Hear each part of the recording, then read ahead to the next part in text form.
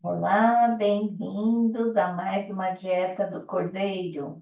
Eu sou Marina Mavrilhan Cumbuian, autora do livro Cordeiro Marinado em Porções, e estamos aqui diariamente oferecendo, servindo, um banquete com cada uma dessas porções, né? São 260 porções divididas em 5 pratos especiais, como está aí na capa, o que Jesus fez, o que ele falou, o que ele é, o que ele deu e o que ele completou. E nós estamos hoje no capítulo 44. Se você perdeu os anteriores, né? Não deixe de assistir, estão todos aí gravados no canal, tá bom? A parábola deste capítulo de hoje é chamada Parábola do Servo Impiedoso, ou também mais conhecida como a do credor incompassivo. Sempre ouvi e reconheci nessa história a mensagem do perdão como lição principal desta parábola. Mas dessa vez, uma outra aplicação central me chamou mais atenção. Na verdade, o conceito que quero destacar dessa vez já faz muito tempo que vem recebendo maior importância para mim do que o próprio perdão na construção do meu caráter. Isso porque sempre há algo por trás do perdão, ou seja, o perdão vem como reação depois de um erro, não é? Ouso afirmar que o perdão não precisaria existir se não existisse o pecado, o erro. O que implica em dizer que a raiz do problema está no pecado, ou ainda melhor, o problema é o pecado, que aqui na parábola é chamado de erro. E era sobre como tratar o pecado ou ofensa de um irmão que Jesus estava conversando com seus discípulos a partir do verso 15 de Mateus 18, quando iniciou com esta primeira introdução, instruindo assim: se o seu irmão pecar contra você, vá e a sós com ele, mostre-lhe o erro. Se ele o ouvir, você ganhou seu irmão. ênfase minha no mostre-lhe o erro. A questão acabaria aqui com um ponto final se o problema já fosse resolvido. Mas a conversa ainda vai longe quando Jesus apresenta a hipótese de, se ele não ouvir, para enfim, só lá no verso 23, começar a ilustrar o ensino com a parábola em referência por mais outros longos 12 versículos. Vai ser um desafio abordar tantos ensinamentos desta extensa orientação no tão pequeno espaço que limito meus pontos principais. Provavelmente retomarei o assunto amanhã. Por agora, vamos sintetizar a reflexão em duas partes. Primeira parte: a pessoa pecou, depois foi perdoada e ficou livre. Diz o texto assim: o servo prostrou-se diante dele e lhe implorou: tem paciência comigo e eu te pagarei tudo. O senhor daquele servo teve compaixão dele, cancelou a dívida e o deixou ir. Mateus 18, 26 e 27. Na parábola, o pecado deste servo era uma dívida de 10.000 talentos, que seu senhor estava cobrando com o preço da própria vida dele, da esposa e dos filhos, o que fez o pobre coitado se humilhar e implorar por paciência.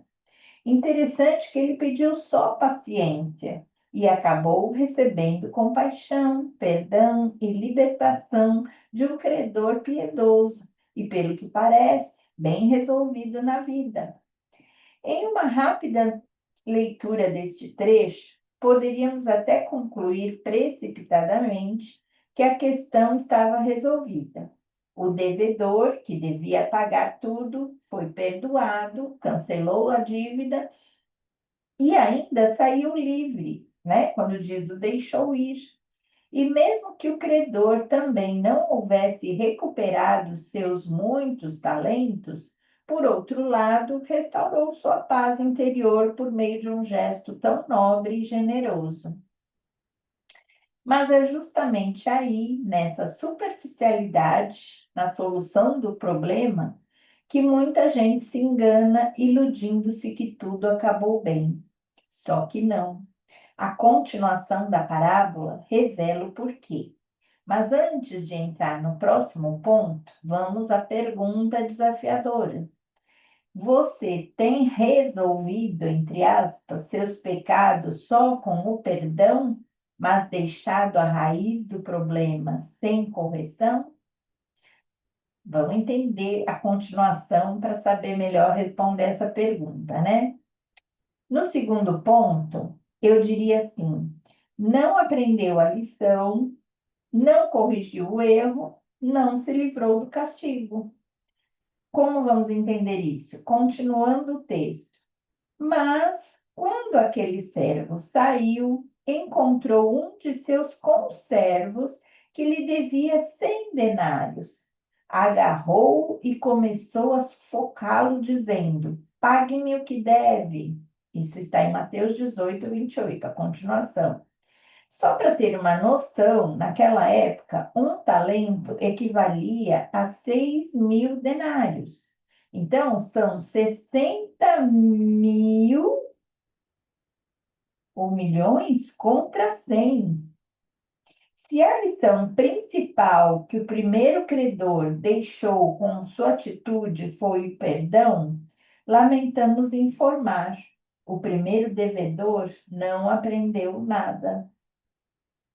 Fica notório quando, na primeira prova que a vida lhe aplicou, ele foi reprovado na sua reação para com seu conservo, o qual também era um devedor, ainda que em proporções bem menores, porém não recebeu a mesma compaixão, muito menos o perdão, e o pior, leia lá, está escrito, mas ele não quis, antes saiu e mandou lançá-lo na prisão, até que pagasse a dívida. Já aí passou longe da regra de ouro que diz: assim, em tudo, façam aos outros o que vocês querem que eles lhes façam, pois esta é a lei e os profetas, como está em Mateus 7,12, né? É normal querermos compaixão e perdão para nós, mas condenação e justiça para os outros, né? Então, o que acontece? Poderíamos ainda mostrar os muitos erros deste servo devedor para, de fato, ver se ele ouviria o que, em outras palavras, seria dizer, corrigiria o erro, e só então, verdadeiramente, ele teria, de fato, resolvido o problema, para então ficar livre do castigo, das consequências que o fizeram novamente repetir a matéria. Olha como Deus não inocenta o culpado, como ele não encerra a questão só no perdão, mas procura aplicar a correção e, de alguma maneira, a vida vai ensinando. Veja a continuação da parábola. Quando os outros servos, companheiros dele, viram o que havia acontecido, ficaram muito tristes e foram contar ao seu senhor tudo o que havia acontecido. Então o Senhor chamou o servo e disse: servo mau, cancelei toda a sua dívida porque você me implorou. Você não devia ter tido misericórdia do seu conservo como eu tive de você? Irado, seu senhor entregou-o aos torturadores até que pagasse tudo o que devia. Versículos 31 a 34. Ficou claro agora como se resolve o problema do pecado, do erro? E fica claro também que o maior problema não era nem tanto a enorme quantidade de prata que ele devia, mas o gigantesco déficit de caráter que havia no seu mais íntimo coração e que precisava ser tratado, corrigido, resolvido lá na origem, de modo a não arruinar seu destino. A pergunta é: você reconhece essa lição como a verdadeira maneira bíblica de se resolver os problemas do coração? A conclusão aqui é assim que funciona também na nossa vida real. Creio dentro de mim que o propósito de Deus não é só perdoar nossos pecados e nos livrar do castigo eterno. Óbvio que isso é um livramento imensurável que tanto carecemos e que só Ele pode nos oferecer este perdão. Contudo, creio ainda que Ele espera por mais que isso, porque não teria sentido livrar criminosos da prisão sem fazer com que estes sejam transformados, restaurados no caráter, recuperados na raiz dos seus problemas. Bom, era muita coisa ainda para falar, nós vamos voltar a falar sobre isso amanhã. Amanhã vamos tratar sobre os passos para a reconciliação. E eu tenho muito forte por mim, como eu disse no começo, e amanhã vou reforçar ainda, que o principal na vivência de um problema não é perdoar o erro, simplesmente. É preciso corrigir o erro, porque senão vai reincidir, vai reincidir. Tudo bem você perdoar 70 vezes 7, mas a Bíblia não fala em pecar 70 vezes 7, né? Por isso que a parábola, né, o ensino começa dizendo: mostre-lhe o erro. Se ele ouvir, você virou seu irmão. É aí que tinha que acontecer.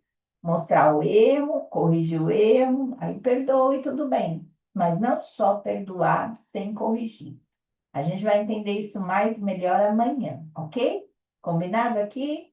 Então te espero, se Deus quiser. Até lá.